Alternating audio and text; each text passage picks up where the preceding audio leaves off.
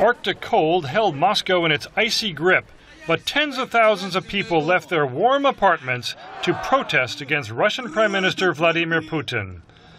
Braving the same sub-zero temperatures that killed hundreds across Eastern Europe, protesters like Georgi, a lawyer, took to the Moscow streets. I understood that I couldn't sit around talking in the kitchen, just talking about all of this with my friends. I had to go out and change the things myself to show that we disagree with what is happening in our country. Despite the brutal cold, there was humor. Anton Glotov came dressed as a tank to show that the opposition also has tanks.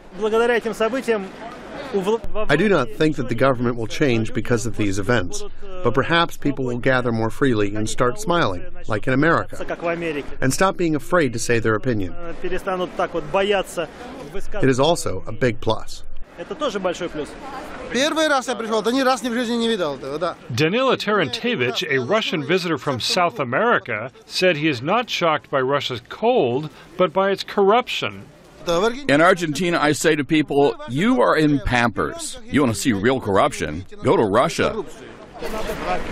But beyond the ice carnival mood, protesters like computer programmer Taras Mazar, here with his father, sisters, and girlfriend, warned Mr. Putin to listen and liberalize or face radicalization. We come here to give a chance to our government not to lead us to revolution.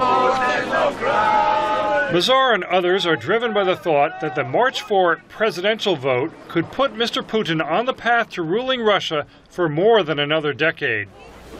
24-year-old Evdokia Labazova was handing out stickers for a website to prepare observers for the presidential elections. We are sick of these thieves and bastards. They steal our votes. They have gone way too far. That is why I am going to be an observer, to try in any way I can to prevent them from doing it again.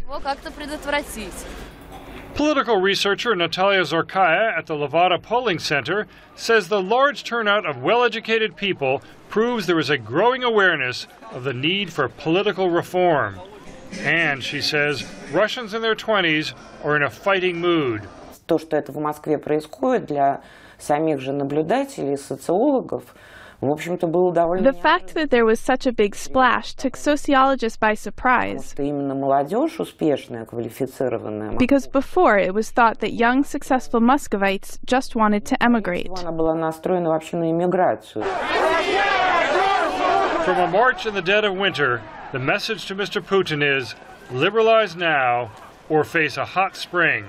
James Brooke, VOA News, Moscow.